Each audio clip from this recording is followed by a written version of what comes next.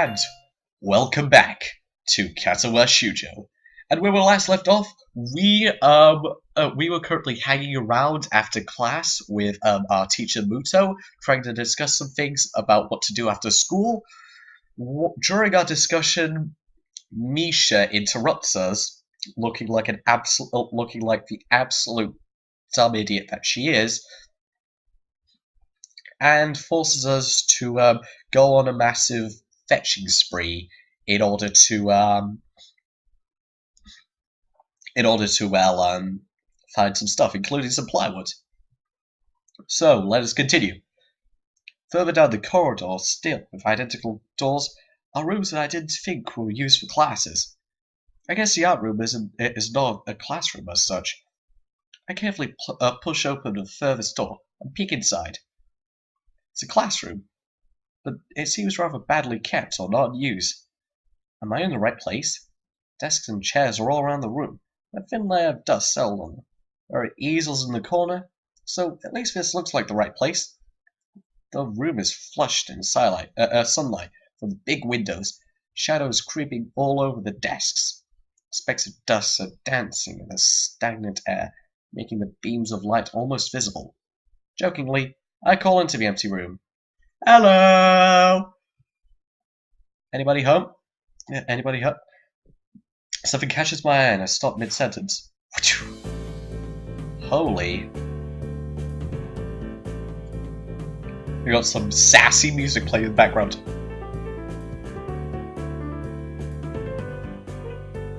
Sitting on a desk is a short-haired girl wearing a boy's uniform, with a fork and a toasted morsel of food stuck firmly on the end. Interesting. This odd way of dining seems to be caused by an apparent lack of hands. Oh yeah, she doesn't have any arms.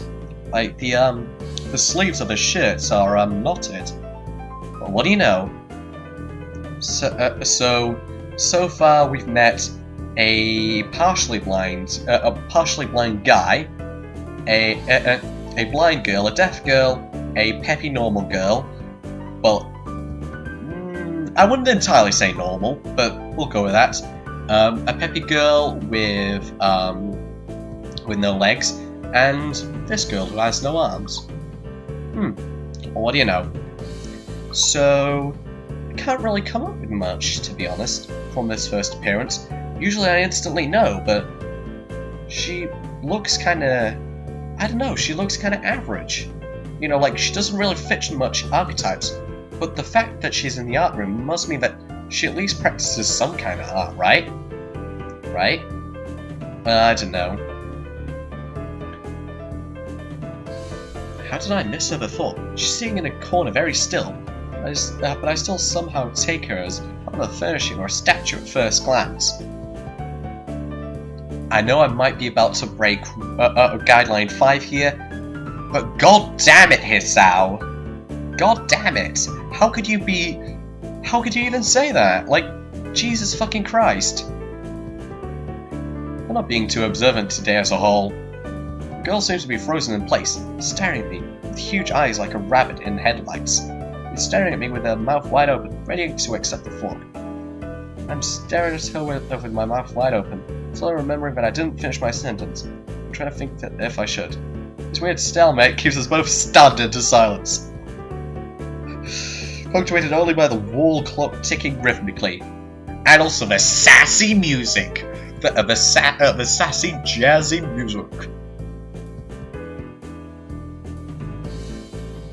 I fucking love this music. Like, it must be, like, probably one of my favorite themes so far in this. Like, I've only just heard it, but my god, I'm already liking it. Like, it's coming close to the likes of the title theme, Wyosna, and Out of a Loop, which is Kenji's theme. Hello? The girl stuffs a fork in her mouth. I was staring at me expectantly while chewing. This is a bit awkward. Hello, I was told to pick up some supplies from here, from festival stalls. I think I didn't think there would be someone here. There isn't. That's why I come here too. So I'm gonna go for kind of a normal voice, to be honest. because like there isn't really anything. She doesn't seem peppy, but at the same time she doesn't seem nerdy or formal or anything like that. So I'm just gonna go with a variation of my own voice. I hope that's all right with you. She picks up another thoughtful. Doesn't that mean you're here then? She raises her eyebrows as she's expecting my observation was false. You're pretty observant. I guess it does, but who are you? The girl's pretty straightforward, isn't she? Straightforward. Gets to the point. She's definitely not like me, is she? She gets to the point, is always straightforward. If I were more straightforward, my episode would start really quickly, and these episodes would go by faster. But I'm not. I analyze every single moment, and I make some kind of comment. Hence why, like, although it's episode 12 now, like, an average person's episode 12 would be, you know, like, I don't know, like a day or like maybe like a day after. It's like Jesus. I'm Nakai, Hisao Nakai. My name's Bond, James Bond. I just transferred here a couple of days ago. Oh, I'm Rin, Tezuka Rin, or Rin Tezuka. I won't shake hands with you, but at least we know who we are now. She pulled the A card, not me. That's very nice. The deadpan manner of talking makes it hard to determine whether she's joking about shaking hands or not. Oh, so I should have put that in more of a serious tone. Oh. So she's the serious and straightforward archetype. I didn't get it immediately, but I guess it seems that way. Huh. It kind of bothers me. Joking about these matters don't feel appropriate at all. Well, I'm trying to figure out what's appropriate and whether this girl is. She seems to have lost interest in me and is now gazing yearningly back at her food. Num num num num. Can I continue my lunch? If you don't mind me, I won't mind you. If you need to get your stuff, supplies are at the back. Go right ahead. But lunch? School's already over for the day. What word would you use? Would you use then? There is no word for a meal you eat after lunch, but before dinner, right? Rin, why do you have to make me think of these kinds of things? Because honestly, like, I'm thinking like you know, like you've got like brunch, which is, you know, like between breakfast and lunch, and I never thought about it. What is between lunch and dinner? Afternoon snack? I guess she's having an afternoon snack then. It bothers me very much too, but I don't really know what I should say. I don't think you're supposed to eat a meal between lunch and dinner to begin with. Hey, Hisao, you better shut your mouth, because nobody likes somebody who disrespects the afternoon snack. But I'm hungry now, and my delicious box lunch would go to waste otherwise. Yeah, Hisao, even Rin is agreeing with me on this one. Like, honestly, you cannot force somebody to not have their lunch. There must have been reasons why she didn't, you know, have it at lunchtime.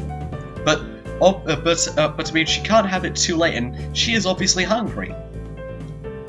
I have curry. It's very delicious. Oh yeah, I kind of noticed that. I was thinking it was like some kind of curry. What kind is it? Is it just a Rogan Josh? Is it anything like a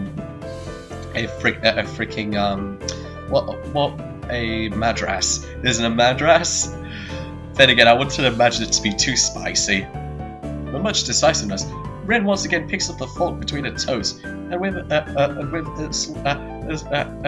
least as much impoliteness, she points it straight at me. So, Sonikai, what brings you to this place? Wow, she just like points the fork. You know, kind of like one of those things you do at dinner. You know, just like, oh yeah, I totally agree with you. Or just like, oh hey Johnny, did you hear about this thing? Or just like, yeah, I see what you mean. What you're getting at, man. So she's obviously doing that with her feet, man. But of course she's addressing us by our last name, so she's obviously, you know, like, just being, like, formal. Like I said, I was told to look for these things. No, the school. From outside you look fat.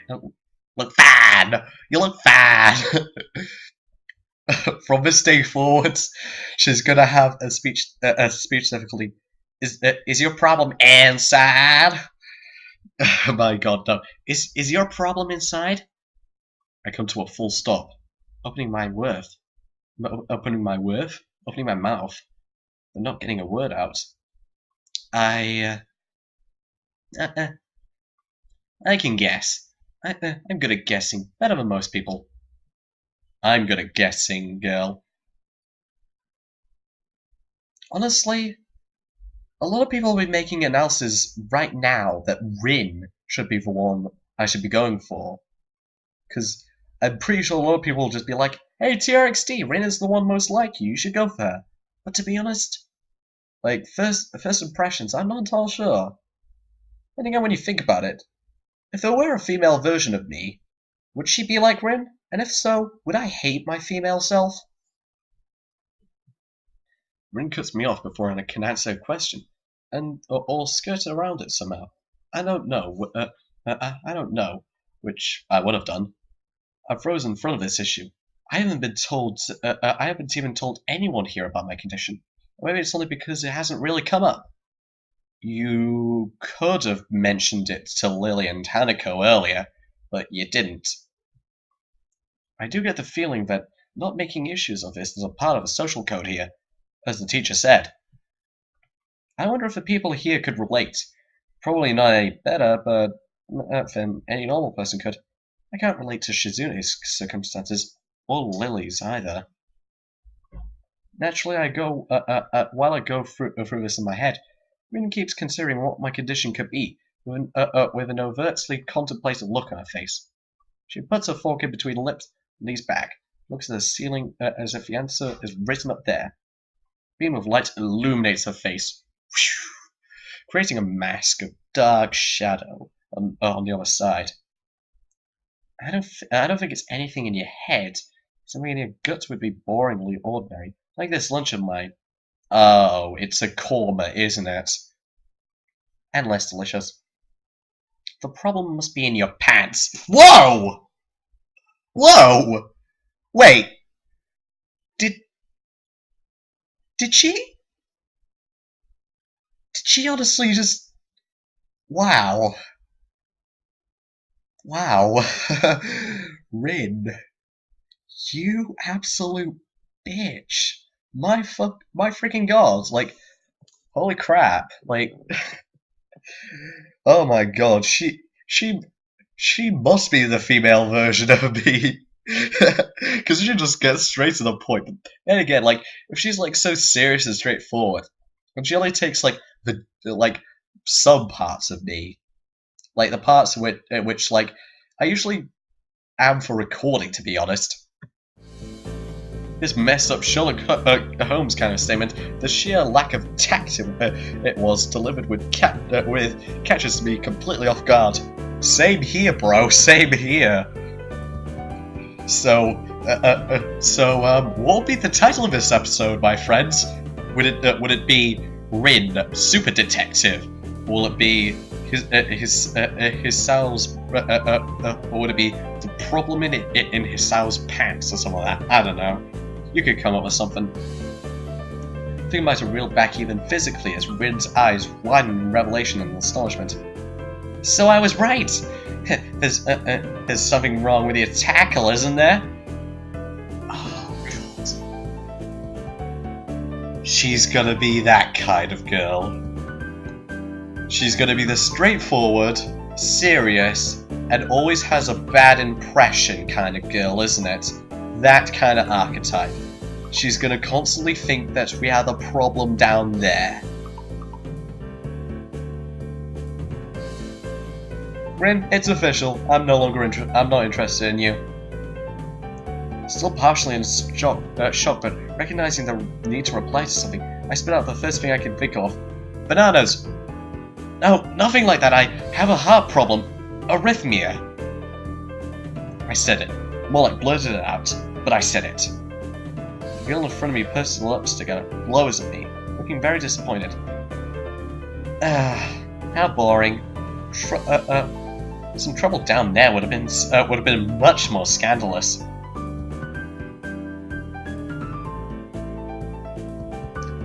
I'm liking Rin less and less. What's with this reaction? She just wants excitement in the form of a broken dick. I'm sorry to let you down. She honestly thought that your dick was being constantly let down. I forgive you. I collect people and a person with, you know, that kind of problem would have been really great. Do you have something for people with erectile dysfunction? Right? I'm honestly trying to process what on earth is going through Rin's mind right now. The embarrassing thing is that Rin shares the same first name as one of my favourite Vocaloids of all time, Kagami Rin. Or Rin Kagami. So, the fact that my favourite Vocaloid shares the same name as this girl is kind of embarrassing. Collect people? People with different problems. Oh, she's gotta catch 'em all. Disabled man, gotta catch 'em all, gotta catch 'em all. Disabled man. So, you just, like going around asking people what's wrong with them? Pretty much. I see. A little left to say, Rin resumes her lunch, and the conversation dies away. And so does the music. I keep thinking about what she said.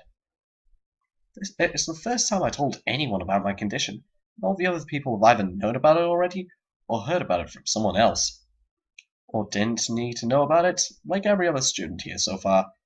Should I have told it as part of natural introductions? Is it expected of me? I'm not sure, my man. Hi, I'm Hisao. I have a very serious heart condition. Is that how I'm supposed to go around introducing myself from now on? I don't really think so, to be honest. You know, just introduce yourself as, you know, just like Hisao, like, hi, I'm Hisao, you know, I'm interested in reading, and used to be interested in sports, but of course, with what's happened, I have to lay off the sports, blah, blah, blah. Like that kind of stuff. Like, I don't think you need to go into detail about your condition. It's as if our disabilities would define us. What a disgusting thought. I must agree, my man. I must definitely agree. Or maybe this Tezuka girl just has an unnatural interest in such things. All that. As I walk to the back of the room to pick up the items on Misha's list, a chance opens to study Rin from the corner of my eye. Her hair is a burnt auburn, almost orange, and cropped short. Long hair would probably be impossible with no arms. The boy's uniform and lack of arms make her look very thin, almost scrawny. She's not particularly pretty, except for her murky green eyes, which flicker restlessly from below her short bangs, even when she eats. Distance and shadows make it seem like they don't reflect much sunlight at all, but instead absorb all of it within them, like deep wells. She moves her feet almost deftly as a normal person would use their arms. However, I can see how this sight would discomfort people, especially while eating. It makes me feel a bit uncomfortable, at least. I hesitate to think about the word unnatural. Well, it's too late now, isn't it? I keep searching the cabins for shelves for Misha's things, but after enough time passes, the silence grows too uncomfortable, and so I try to force some conversation out of this strange girl. So do you always eat alone in this late, or do you get the occasional visitor?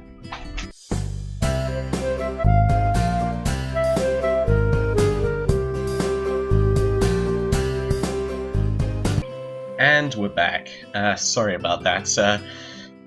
A couple of embarrassing things happened. I won't go into much detail. So anyways, let's continue.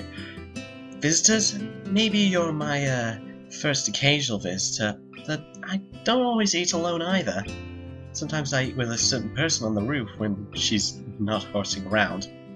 Horsing? She likes to do sports. Oh.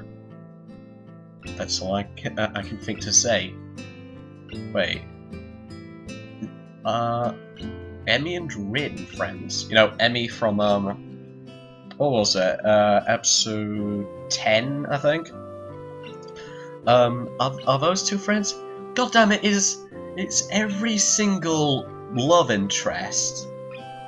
Yeah, I know that Rin's a love interest as well. Is every single goddamn love interest in some kind of like friendship pair. So you have Shizune and Misha, you have Hanako and Lilly, and now you have Rin and Emmy. Oh boy. Well, I think we're gonna be hanging out with Hanako and Lilly more often, to be honest. Both of us fall silent again, as Rin forks the last bits of her curry to her mouth. I look down at my haul, and double check it with Misha's list. Seems I have everything except plywood. Damn it! That's the exact stuff which Misha had trouble finding. So I think I have all the things now. That's very nice of you. It's very nice for you. Not very nice of you. For you. Don't feel obliged to stay. I was about to take a nap anyway. You need to do whatever you're going to do with that stuff anyways, right? Or perhaps you like to watch girls sleeping. Not only is Rin the serious and straightforward and also quick on the draw, she is also the one who prompts at everything, isn't she? Like, she is the one, like, which, I don't know, like, every, like person, like, who, you know, like, says a bit of banter, but isn't, you know, completely mischievous. If they were mischievous, they would either go, like, you know, along the lines of Shizune and Misha, or go for Emmy. But if it wanted to be a bit more straightforward, like, they would either go for Lilly if they were more the formal, relaxed kind, or they would go for Rin if they were more quick on the draw. You know, that actually kind of reminds me of this friend of mine. Yeah, she's very much like Rin, although more on the innuendos and a bit less on the offense. Eh? I'm not sure what to make of this, but Rin looks serious. Even if I did, I think I have to be going. I'll catch you around, Tezuka. You can call me Rin. I feel our relationship is at this point good enough to warrant this. Oh god, she's also the observant and intelligent one. I'm honestly certain that you guys in the comments are gonna think that Rin and I are perfect. No, Rin and I are perfect for each other. But obviously, I'm obviously gonna deny that and say I'd rather be better off with Hanako or Lilly. I was already turning to make my exit, but she draws me back in. Fine then. I'm Hisao. Then you are... Rin looks to me hard in the eyes. That intimidating feeling you get when someone stares at you isn't there. What do you mean? It's like she's actually not looking at me at all. She blinks a couple of times. I can't figure out why a pause like this just popped between us out of nowhere. See you later, Hisao. There's something like a tiny smile in her face, maybe. I quickly back out of the room. As I shut the door in front of my face, I whistle to myself. What an intriguing person.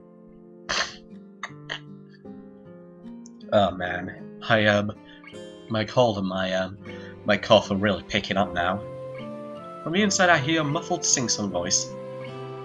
I heard that! Whoa! What did she hear? Jesus. I jump at the sudden appearance of Misha, who I had not heard approaching, despite the completely empty hallway. Somehow she'd gone to jumping distance of me without making a sound. Creepy. Briefly reminds me of Kenji's nutty theory about a global feminist conspiracy, but I pushed that foot aside.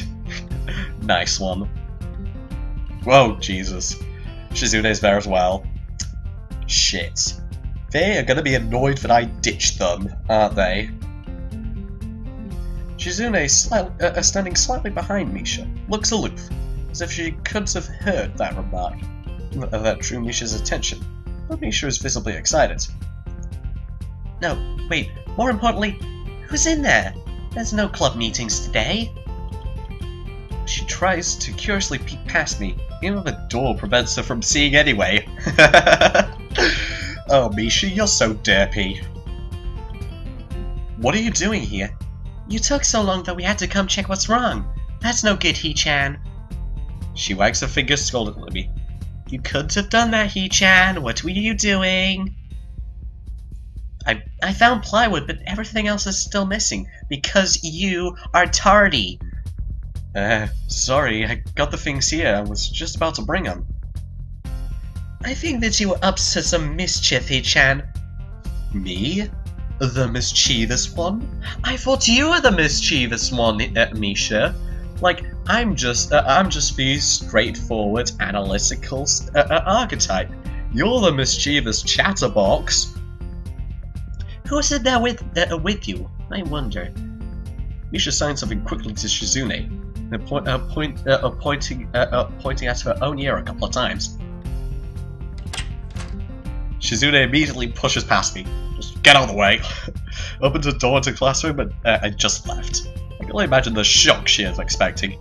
Shizune's diligence and attitude, the insolence of daring to deface school property while by sleeping on top of it, must be too much to bear.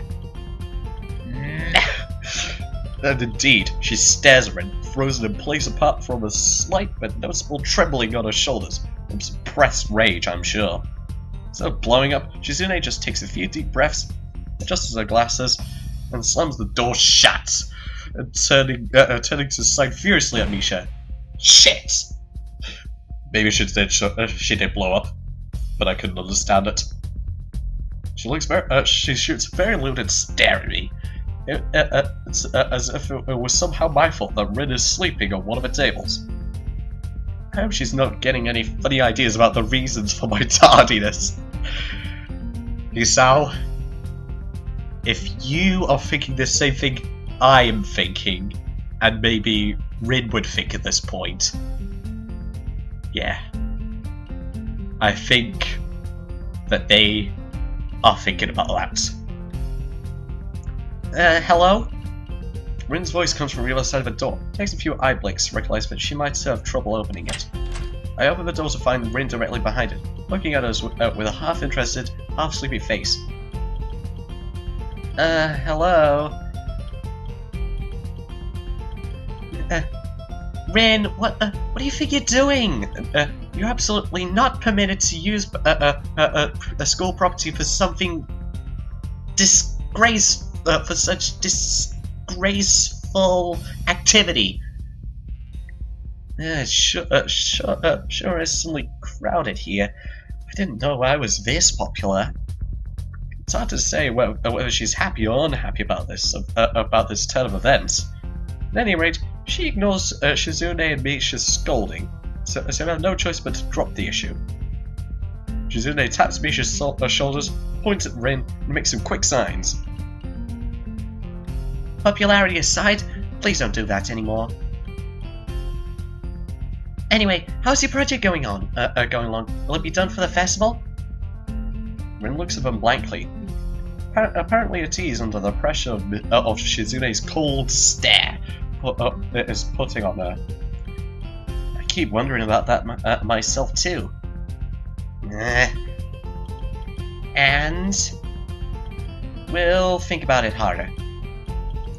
As Misha signs a reply to Shizune, her face turns to an unsatisfied frown.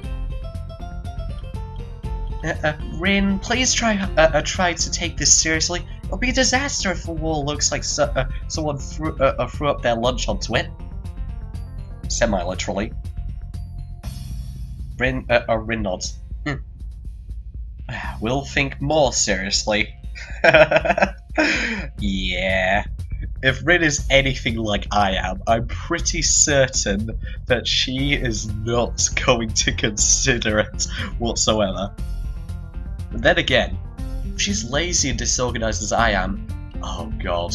People in the comments, do not spam TRXD and Rin for life, because honestly, I've been trying to say it, Rin and I are not meant to be. We're alike, but seriously, I don't want another me. I don't want another me. Misha actually giggles at that, but Shizune doesn't, not even after a translation. She just shakes her head, takes the materials from me, and takes off with Misha in tow. Rin frowns thoughtfully as she looks for a retreating student council duo. How rude. It's true, though I must finish my project before the weekend. There'll be dire consequences if I don't. The end of the world as we know it. Like weekends usually are, but more dire. Much more dire. Maybe I'll postpone my nap to one's foreseen future. I'm about to ask what project she has, and what are these apocalyptic consequences, but she walks back into the art classroom.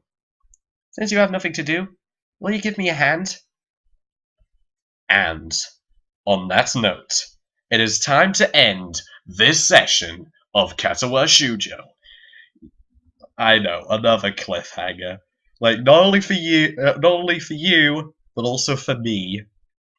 So, next time on Katawa Shoujo, we will assist Rin in her project or whatever she has to do. We might become better friends with Rin, who knows. But anyways, oh man. This session has been quite something. Definitely better than last session. Definitely more upbeat. Definitely better. We got to meet two new people. One only briefly, and one we're currently speaking to right now. We also got to spend some time with Hanako and Lilly, which was brilliant. And we essentially have just completely ditched Misha and Shizune. So, anyways, that's roughly about it. So, thanks for watching. I hope you enjoyed this series. I most certainly been enjoying playing this. And, well, without further ado, I have been TRXD, and well, bye.